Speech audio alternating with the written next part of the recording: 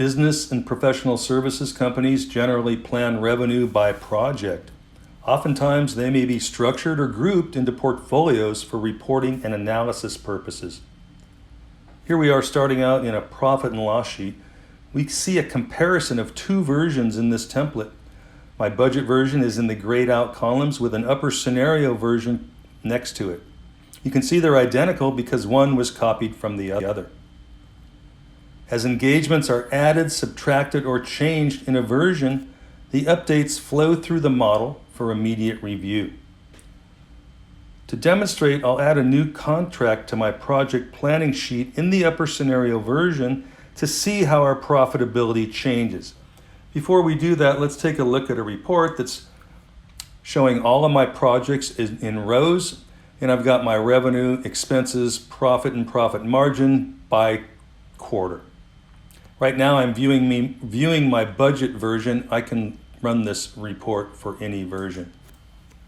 Now coming over to our project planning template, this is where we're planning for our revenue, bookings, invoicing, things like that. I'm just going to copy an existing row here and make some edits to it. And notice I'm in my upper scenario version, so changes here will impact that version. I'm going to start this new project in April of 2021. And let's just say it's 100 hours per month, so I'm just going to copy that all the way forward.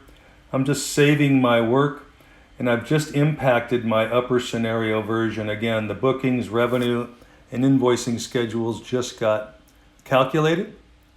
Coming back to the P&L sheet, let's just refresh this, and you'll see those changes starting in April that have flowed through this report.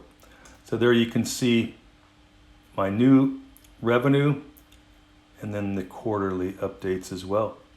As I go back to my report, you can see the quarterly revenue in the budget version, and then I'm going to go ahead and just refresh this for my upper scenario, and you can see the impact changing right on my report.